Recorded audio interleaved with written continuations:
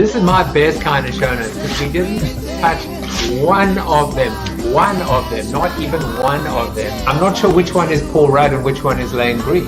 Final card here is the ultimate outcome. Today is Take Your Dog to Work Day. Oh, like Scooby-Doo.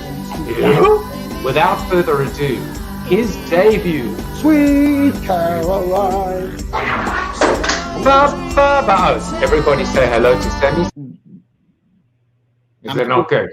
I'm just pausing so that you just are at the front of your screen. I'm so enormously flattered. Branding is not a bad blind date. I'm gonna have to take a picture of this. No, this is agape. This is love. I really enjoyed this. You did do your homework. You asked great questions. I'm flattered. Thank you. You just made my day.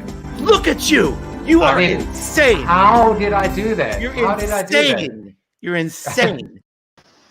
Well, welcome everybody. I am in a nondescript backyard in Westport, Connecticut. I will not tell you whose backyard this belongs to, and this isn't creepy at all.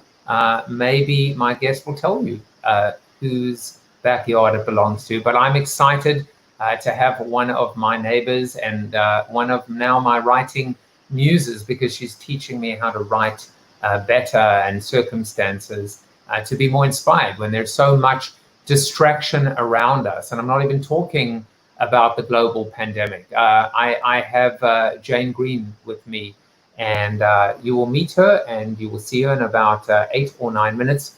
Carla Johnson says she is really sorry to miss this. But the good news is, if you don't, obviously, if you're watching this and it's not live, what's the advantage of watching it live? Well, the obvious advantage is that you can actually comment and be on the show, you know, through your comments, ask a question.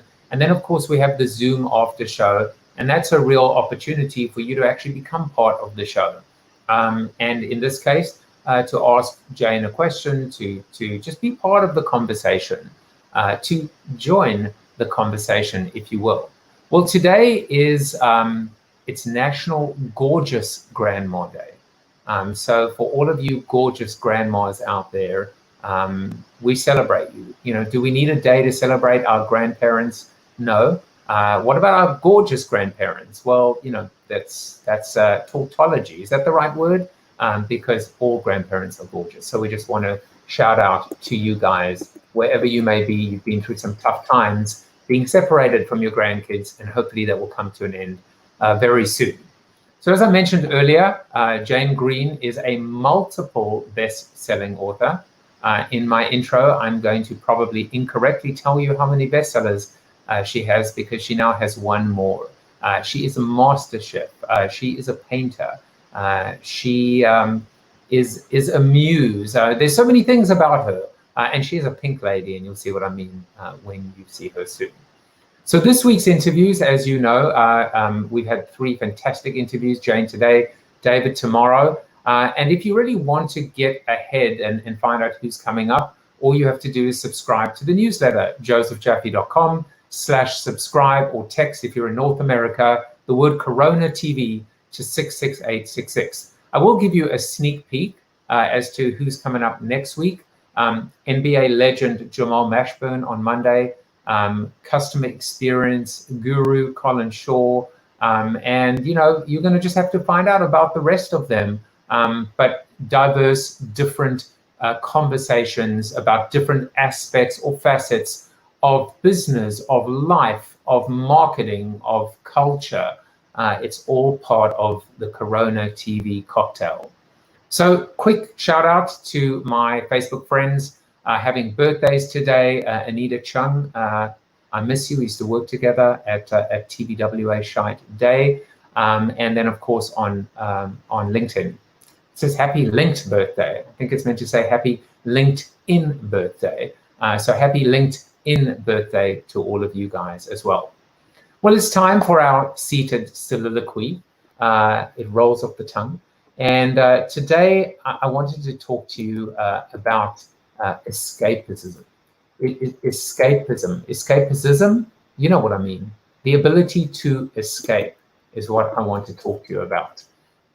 Now, I love it when people are watching a superhero movie and then they say, that was so unrealistic. He would never survive a fall like that. Flying is fine though. Time travel, totally believable, but a large fall, not so much. And then there are those people who walk out of a movie. Have you ever walked out of a movie? I haven't. Why would I? I have an industrial-sized popcorn in front of me, a Coke Zero that would satiate Gulliver, an overpriced bottle of Cabernet, and I'm leaning back on my business class lie-flat seat. So why on earth would I give up on that experience? I go to movies to escape. Of course, that was when we actually went to movies. Now, from my perspective, the less realistic or believable, the better. I don't want to be reminded of reality, the tough times, the deal that fell through, the partisan divide in Congress, the raging global pandemic. I want a time out from that. Books and novels are the same. They give us the ability to leave our lives behind and for a short while become someone else and voyeuristically walk in their shoes. My particular poison is a portfolio of science fiction, spy versus spy, hunts for serial killers, and missions to defeat a madman from unleashing a global pandemic on the, wait a second, when did truth become stranger than fiction? When did the lines blur between fiction and non-fiction, between what is real and what is not? One of my favorite authors, besides obviously Jane Green, is James Rollins. And he's actually going to be my guest in August. I'm so excited. I'll have to ask him about this whole idea of art reflecting life, so on and so forth, and how conspiracy theories become conspiracy realities.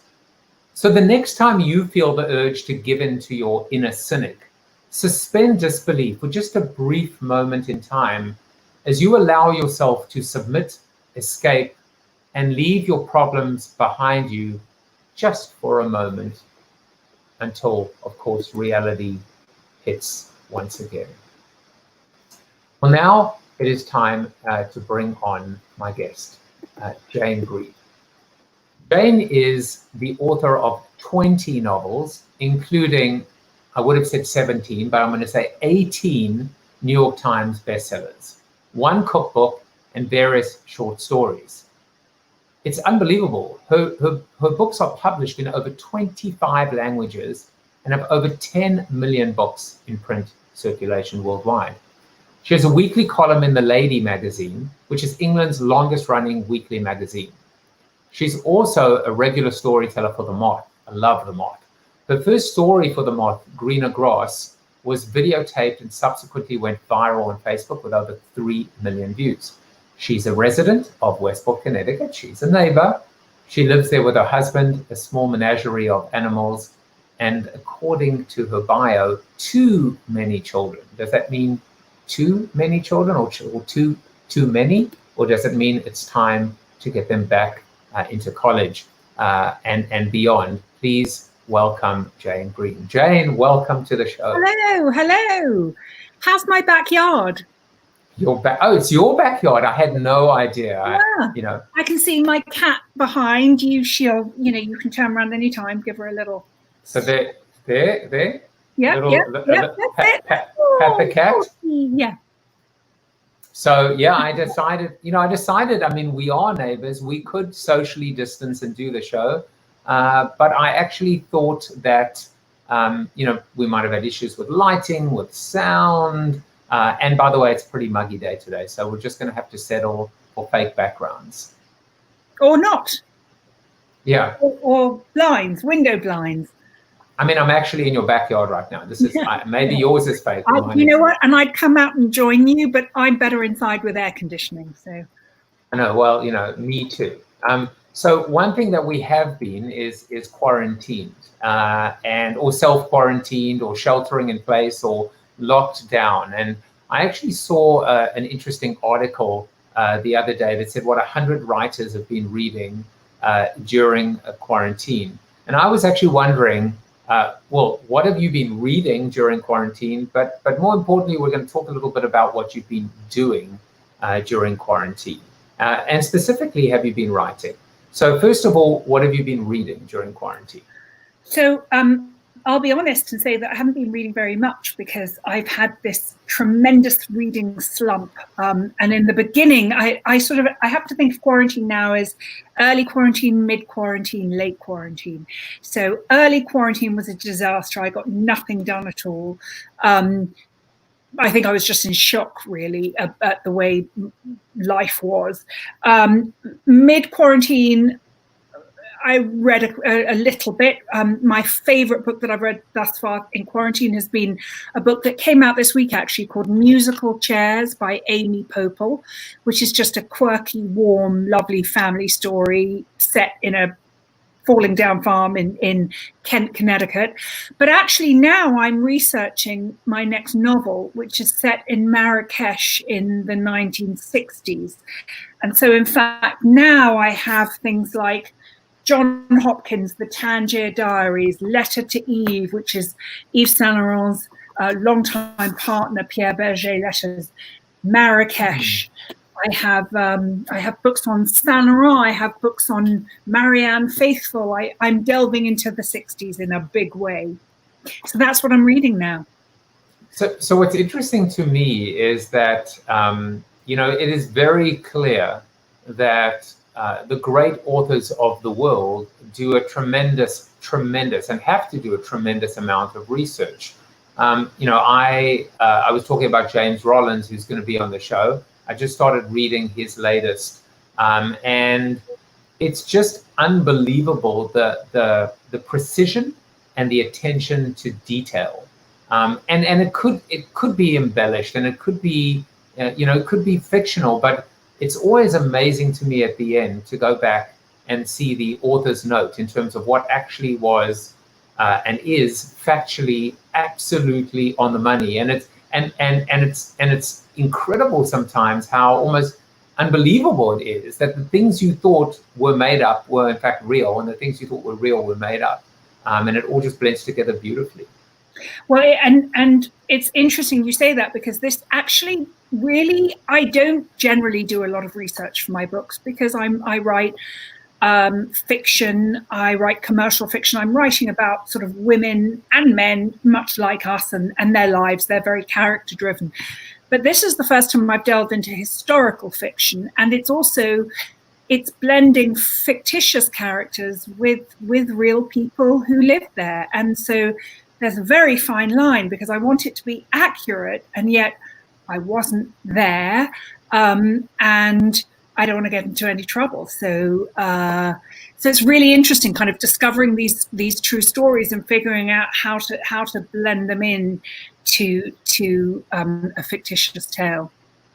I mean, I'm looking forward to seeing what the end product looks like. I've always said with my writing that it's almost like it's like a one continuous act of verbal diarrhea. I mean, it just comes out of me, and I call it a giant opinion piece. I go like, I actually worry sometimes that my process is so chaotic, and so it's not that it's not fact-based, but it's an opinion, it's thought leadership.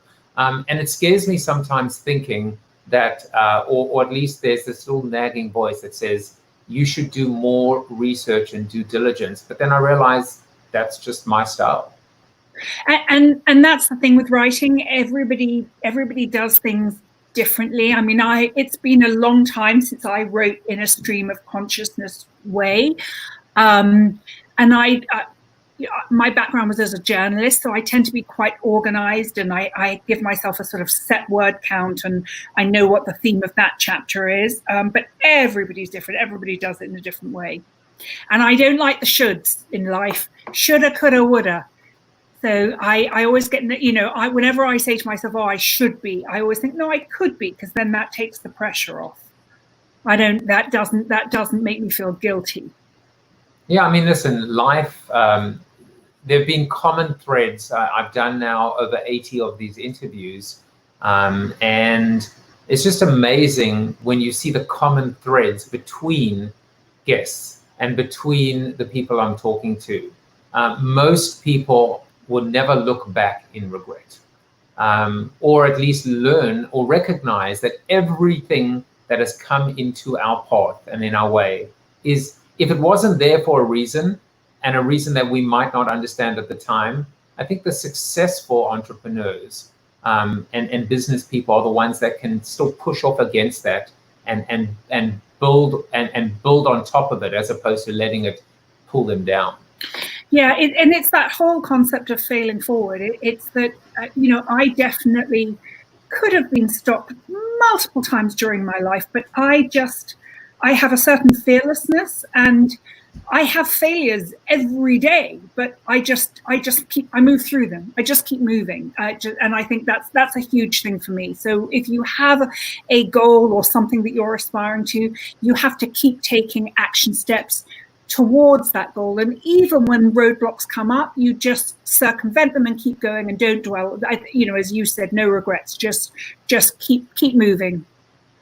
So we're going to go backwards, though, but not in regret, because I want to go back to the beginning. But first of all, a couple of shout outs. Joey, just to say hello to Joey. He's one of the regulars. You'll probably meet him in the after show. And also Chip Griffin. Chip, the reason why I didn't shout out to you for your birthday today is because I will give you a proper shout out in the after show. And here is Frank from exactly Francisco. In fact, that song, the intro music to my show, that's Frank's original song that he wrote. I have to know that Frank is a very talented man. It's my favorite song in the whole world at the moment. So Frank wanted to say hello to you. Hi, Frank. Jane, I want to go back to the beginning, and in many respects, it's beautiful to look at your body of work. I don't know that I'm exactly the intended audience, so I will talk about admiring you from afar. But the body of work, in a way, has always mirrored, if not you, but where you are in life and where your head is at life, and sign of the times. And I think I'm correct in saying, I hope this was the first one, but certainly Jemima J was the beginning, right? In America, it was the beginning in America, yeah. First one. So I would love for you to talk a little bit about, I mean, here you are 18 bestsellers later. Did you ever think that this would be the result? Did you know at the beginning? What made you decide to go down this particular path? Because you have a culinary background, you have a journalist background. What made you go into this area? So I was working as a journalist in my 20s, and I was working on a newspaper called the Daily Express, which, by the way, I always say was the greatest training for writing, because it taught me discipline. I had an editor standing over me. I was a feature writer, and I had an editor standing over me every day saying, Jane, we need 1,000 words in an hour. And I couldn't say, oh, I'm so sorry, I'm not inspired today. I had to write 1,000 words on whatever I was given. So that was the most brilliant training. And a friend of mine wrote a book, and I just thought, well, hang on a minute. She's not a writer, I'm a writer. If she can write a book, I can write a book. And I'll be really honest here. It never occurred to me that I couldn't do it. And it never occurred to me that it wouldn't be a success, or I think I would never have done it. And I have no idea. I had confidence in no areas of my life at that age other than in work. And I think I just had always landed on my feet. I'd always felt very charmed in terms of work, and I'd always trusted I was going to be fine. So when I started writing my first book, nobody had written a book like that. It was a book, the very first book that was published in the UK, which became this huge bestseller, was not Jemima J. It was a book called Straight Talking. And at the time, I had read Nick Hornby's High Fidelity, and here was a book about every man I'd ever met. And there was nothing, the equivalent for women didn't exist. Of course, little did I know at the time that a woman called Helen Fielding was sitting in her flat about 1.5 miles down the road from me in Ladbroke Grove, writing Bridget Jones's diary. But she sort of opened the door for us, because once that came out, suddenly the American publishers who'd said, no, we don't know what to do with these kinds of books, suddenly said, yes, we want more of these books that were real and honest about real women. Because, this was in the 90s, and I suspect your audience is mostly male, but if there are any women out there watching, commercial fiction in the 1990s was very glitzy and aspirational. It was Jackie Collins and Judith Krantz and Sidney Robbins. It was all kind of big shoulders and glam and diamonds and rock and roll, but it wasn't real. Nobody was writing about what it was actually like to be a woman in her 20s or 30s, and at the time to be single. So that was how I started. I was really naive. I left my job as a journalist and gave myself 3 months to write a book and get a publishing deal. Enormously naive. And yet, about 2 days before that time period was up, I ended up with a publishing deal. And actually, there was a bidding war for my first 2 books, the second of which became Jemima J, but hadn't even been thought of at the time. And that was it. But I never dreamt I'd still be here all these years later, and with the number of bestsellers I've had. But I certainly wouldn't have done it, or would have changed course very quickly had it become clear that I wasn't going to be successful. I'm very driven.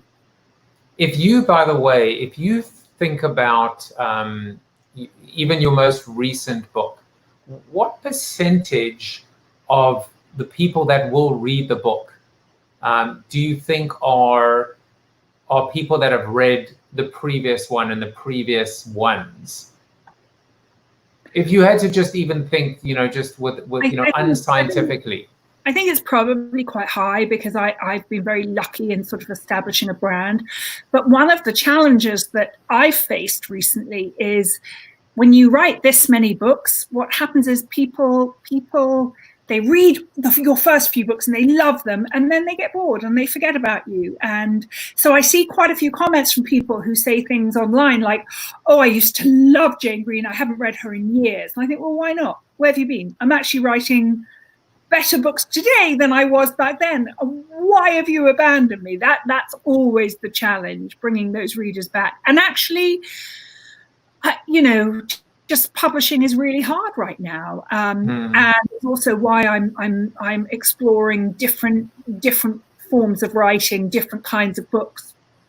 Well, we might get there if there's time, but this is your most recent one, yes. The Friends We Keep, and I wonder if you would take a moment to tell people to tell people a little bit about the book, but also, this is a shout out. Now, I don't know my audience. I hope they're not predominantly male. I try my best not to avoid that. I would say like the plague, but I haven't been successful in the plague part yet.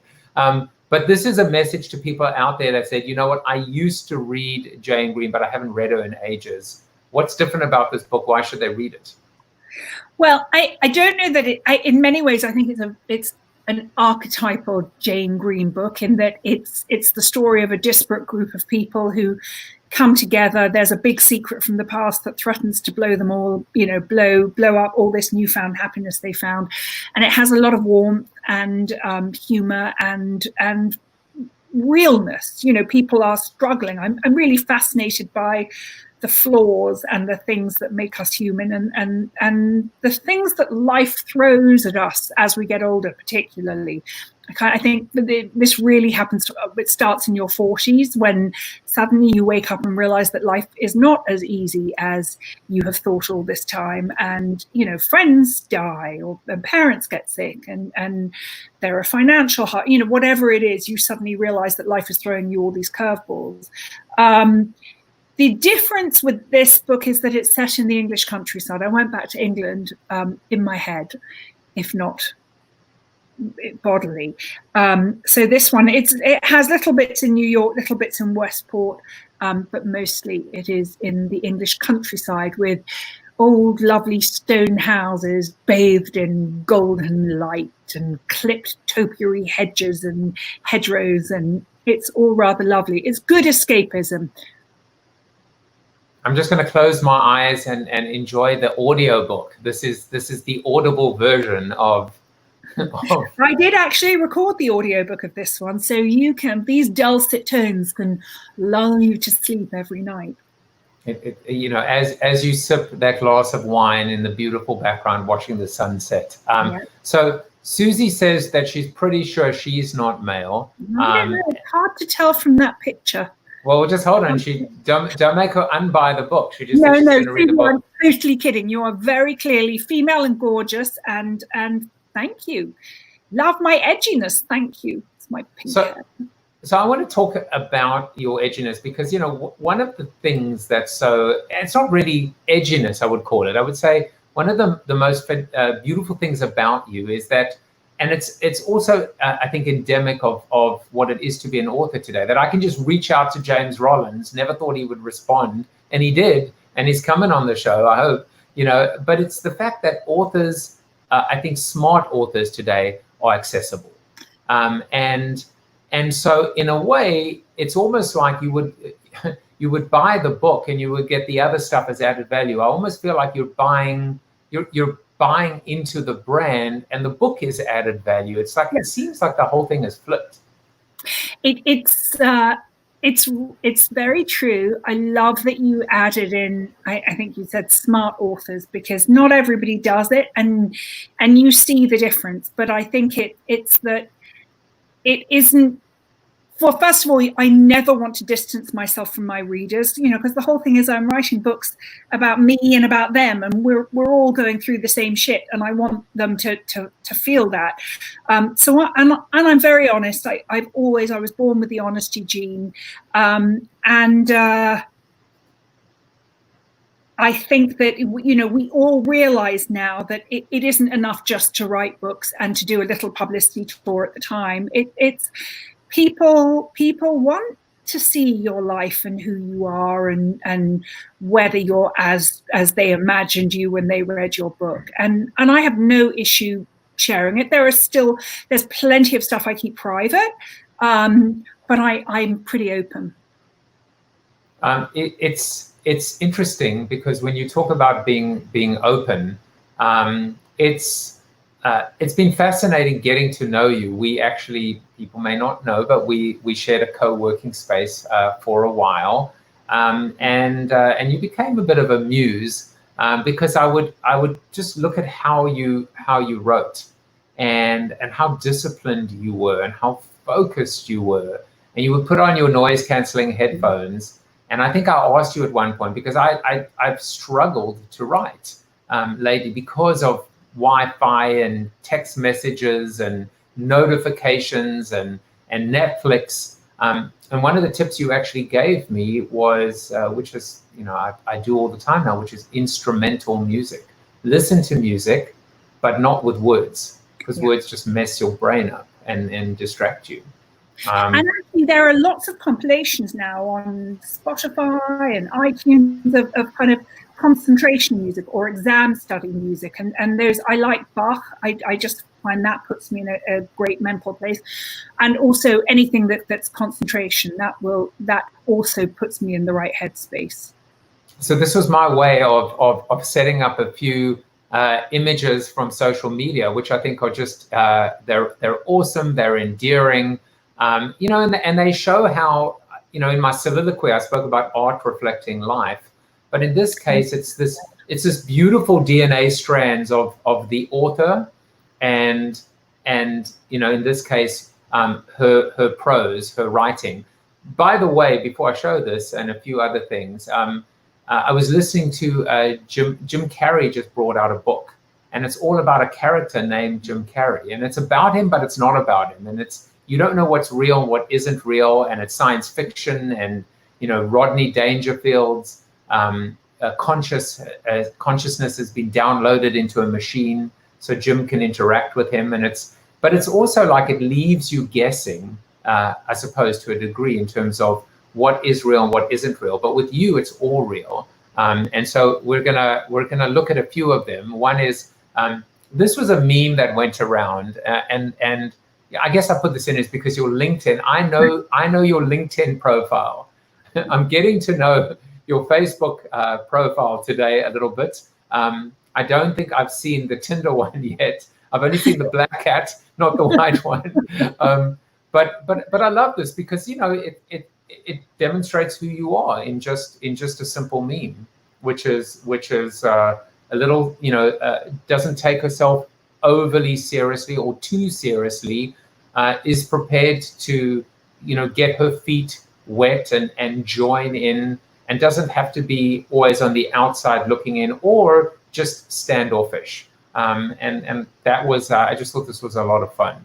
Oh, thank you. I do. Now, I love Tinder, my Tinder. That was my, okay, I need to say, before anybody's looking at the one on the right, the caption to the photo on the right is no retouching. No Photoshop. No, it's like, and no, I haven't photoshopped this picture at all.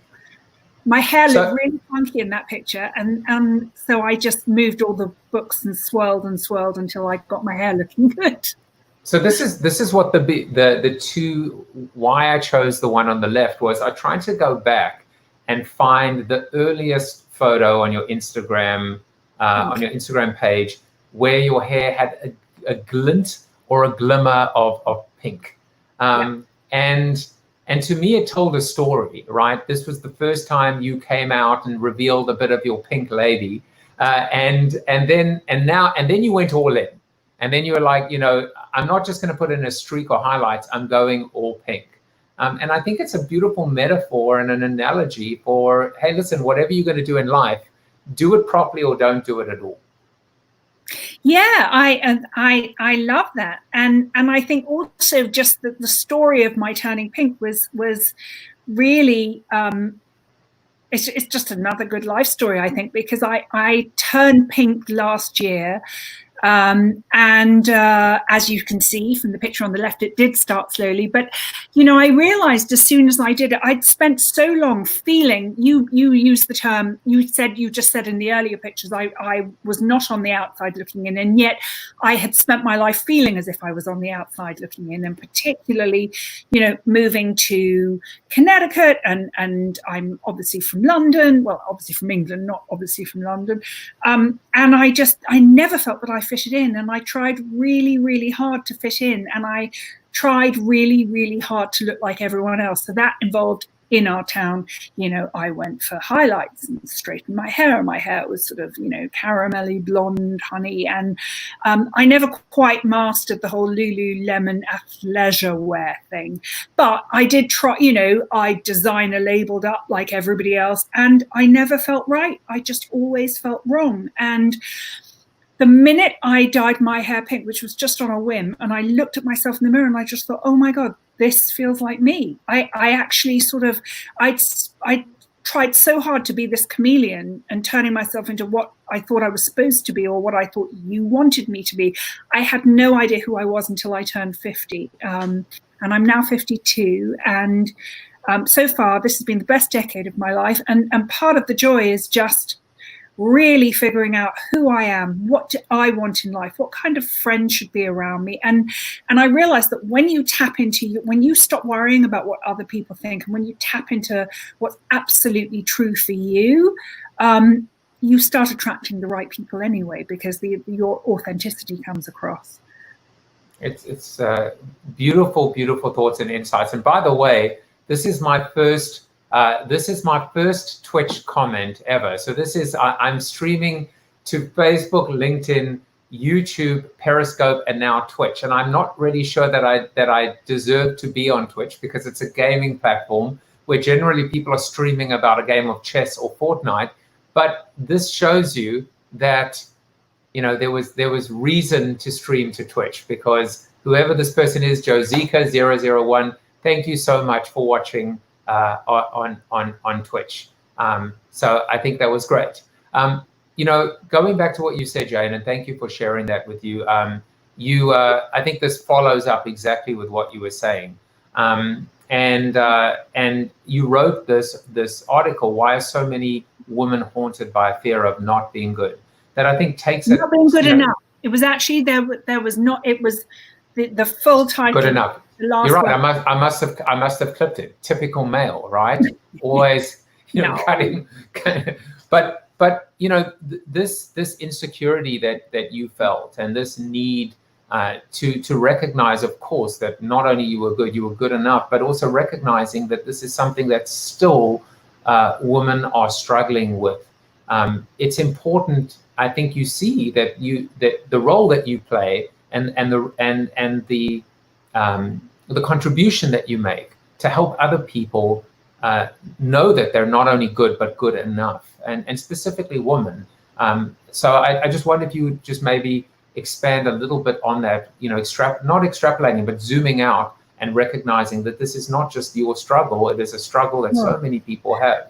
Well, actually, and I think me sort of coming clean about that, particularly, you know, when you look at Instagram, you can see my backyard behind you.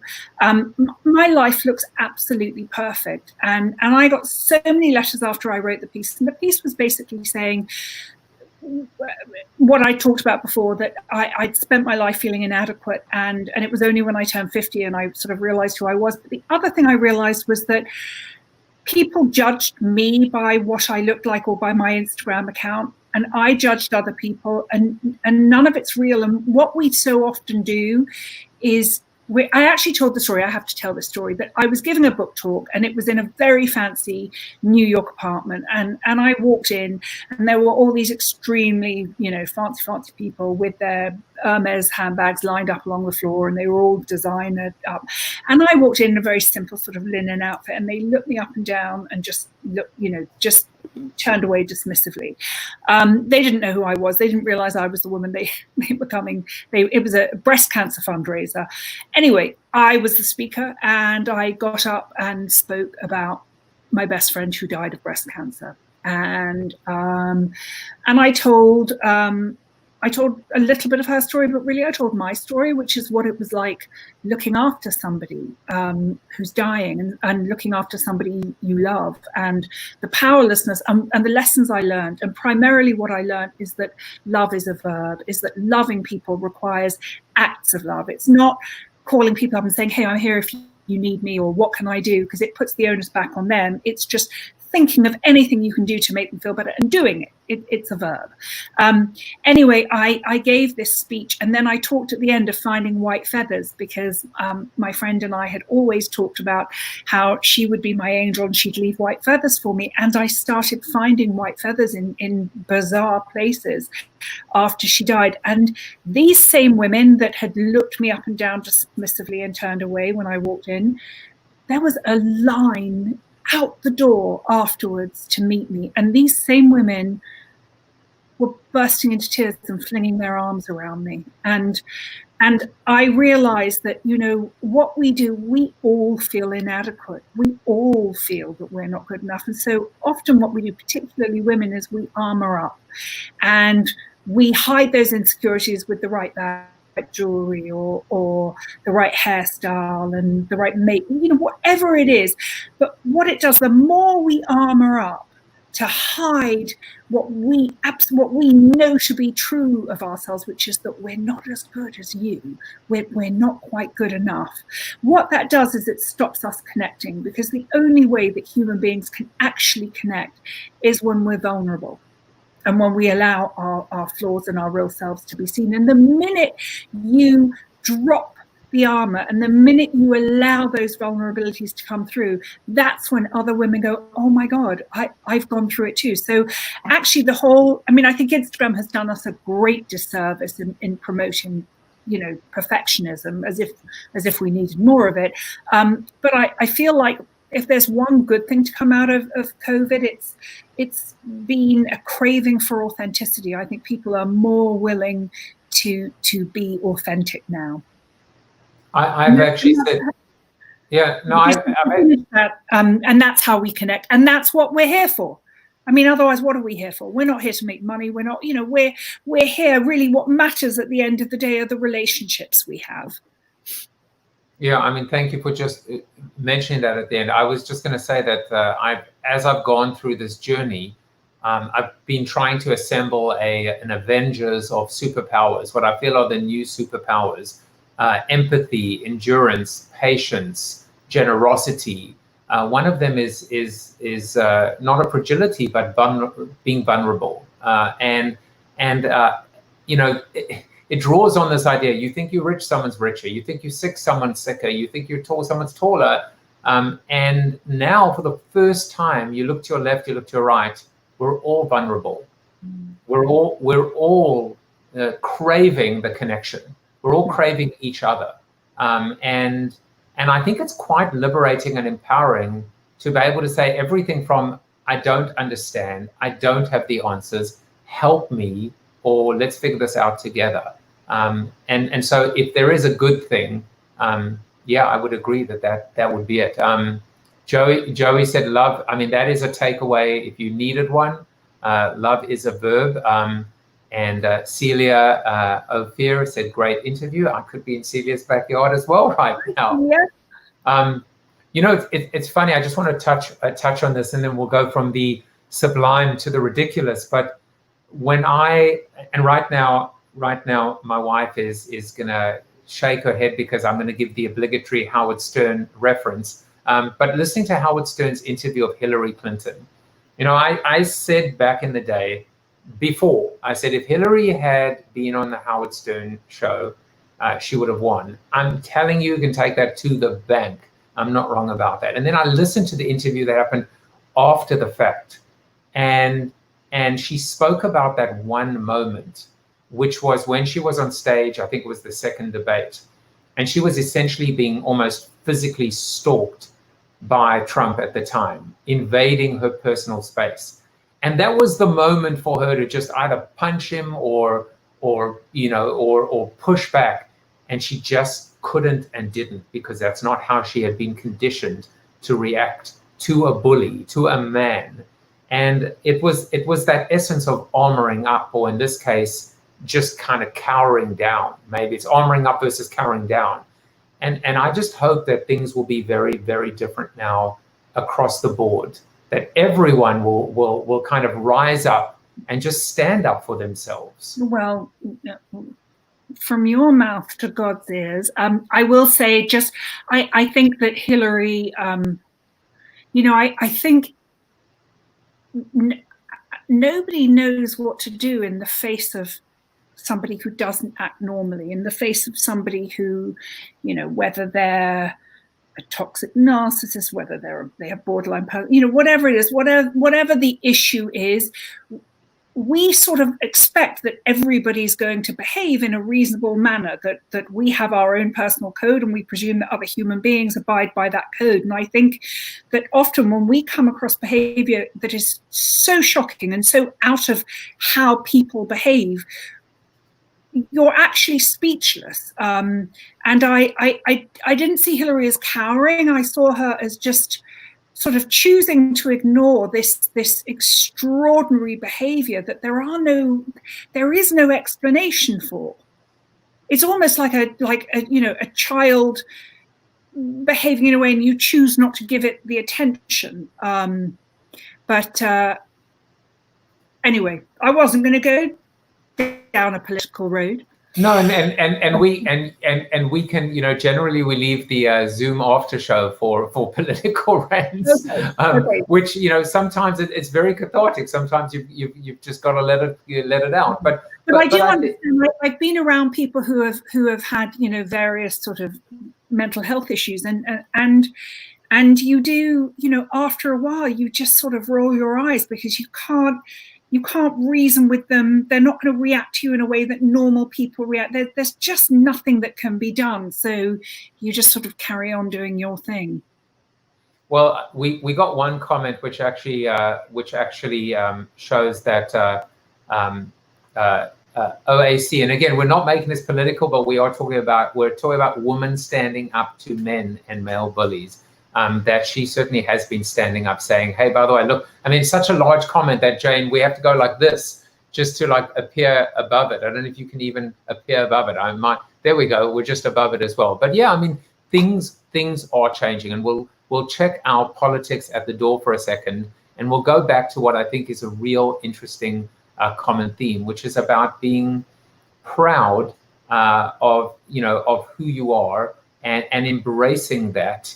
And I think, I always do something with my guests, which is a little bit of fun. I come up with an esoteric quote from an esoteric person, and then they have to guess who said the quote. Oh, no. And they never do. But in this case, I think you might actually get it because it deals with a genre that you actually helped create and inform, the genre of chick lit.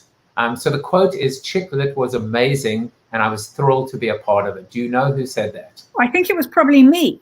Yes, it was you. See, yeah, you got it. But I think it's also that idea, which is, sometimes you work hard, you create your craft, your art, whatever the case may be, and somebody comes up and says, well, this is what it is. Here's a name for it, or a tag or whatever. And you're like, thank you very much. That's fantastic. And So chick lit was always, chick lit was turned by a newspaper in the UK originally called the Daily Telegraph, and they likened these kinds of books, Bridget Jones's Diary, mine, a couple of other people, to rom-coms, to chick flicks, and so they came up with this name chick lit, which stuck, and of course very quickly became a pejorative and became, you thought of like fluffy romances with women in high heels and designer handbags.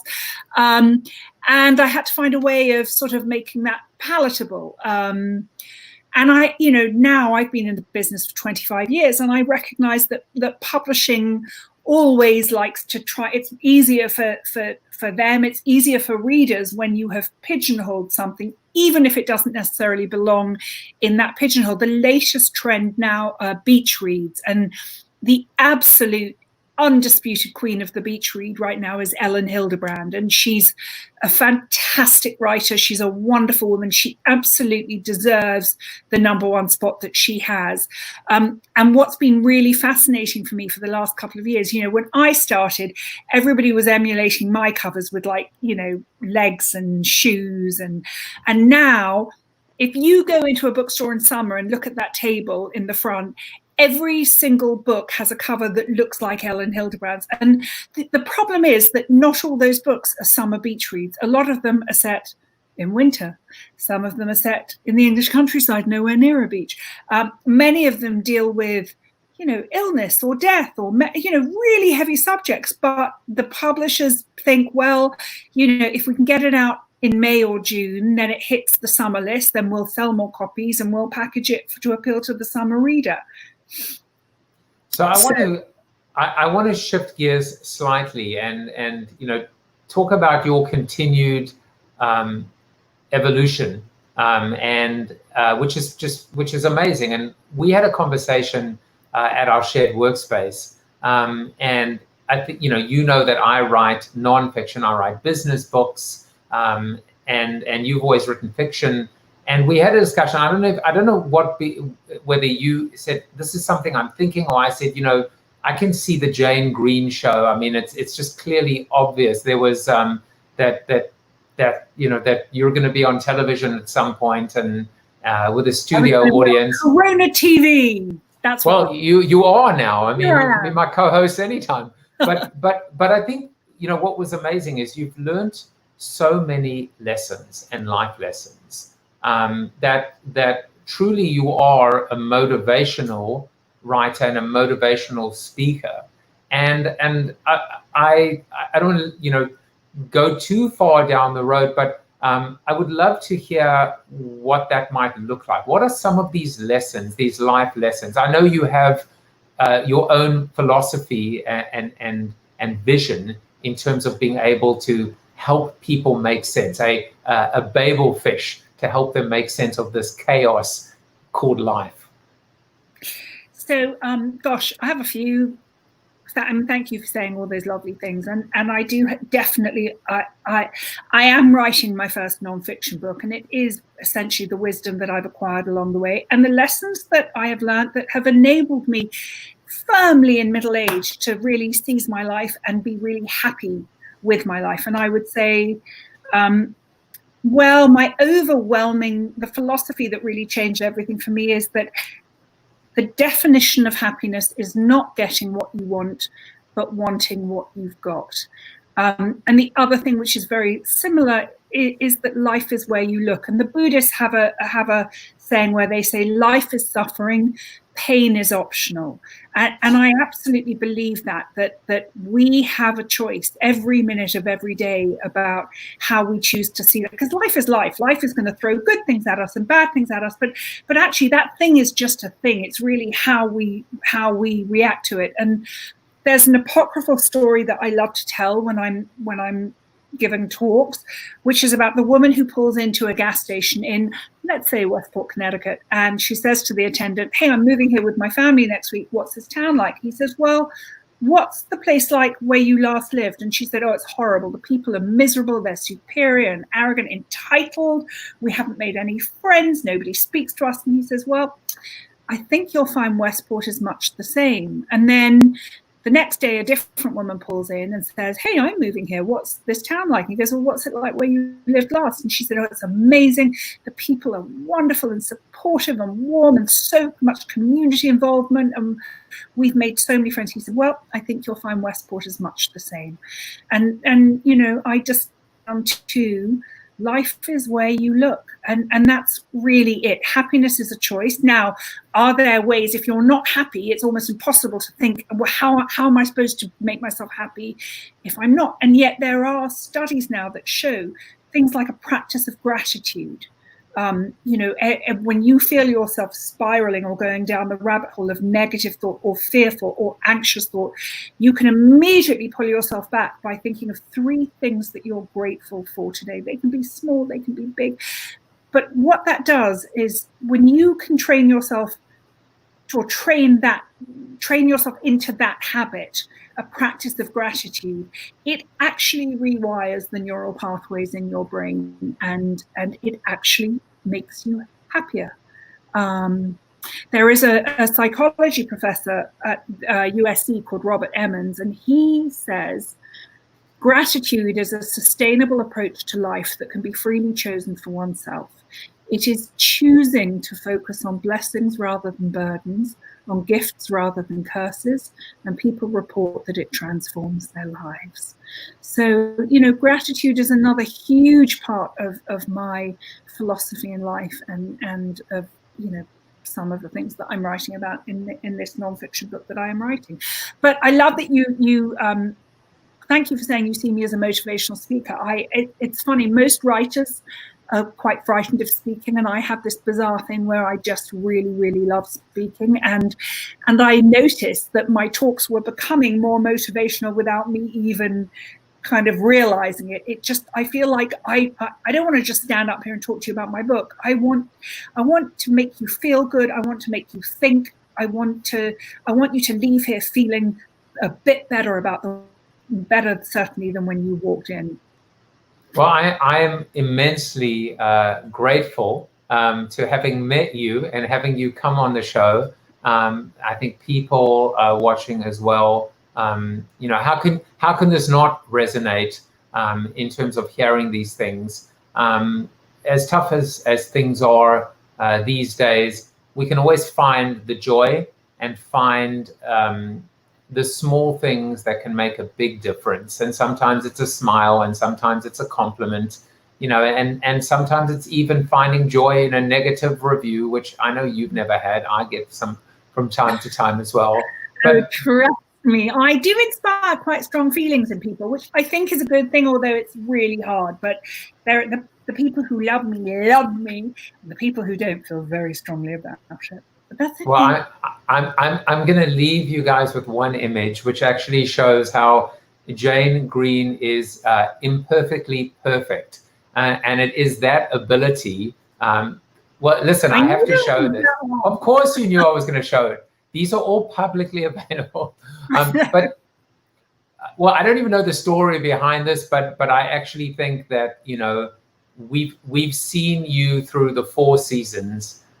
We've seen you, you know, become from a touch of pink to completely pink to pink rollers. But at the end of the day, there is one word that is a red thread throughout, which is real.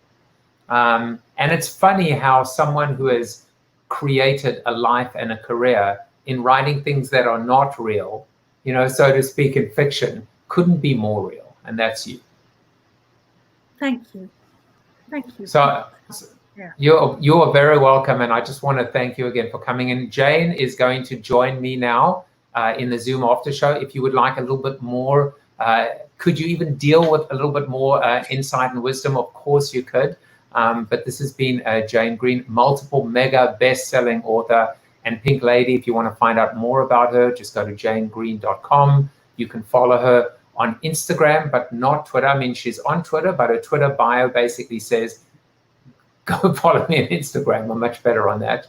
But yeah, I just want to thank you for coming in. And I will leave the last comment, my mother watching from Cape Town, who said, great. Oh, hello. Oh, Ashley, he's a good boy. You did good. Good job, Mama. And can can I finish with my my most favorite South African saying? Of course you can. It's not really a saying, it's just one word. But it's like, ach, shame. Ach, shame. Yeah. Ach, shame. He had a problem with his green screen today. Ach, shame. You know what happened? Shame. I moved a little bit too. I moved a little bit. Say that again. There's a margarita behind you, but because it's only a picture, you can't drink it. Ach, shame. Oh wait, hold on. Where is it? I'm still trying to also figure out. Now you've got a cat in one hand, margarita in the other. I will have. She said, of course. So this is the ending that just continued, but we're going to go over to the Zoom after show. And this has been Jane Green. Buy her new books and realize that if you have neglected her, it is time to fess up and reignite the love affair. Come back. Take care, everybody, and I will be back. Well, actually, I'll be back tomorrow. I forgot it's Friday. Every day seems like Friday. Bye, everyone.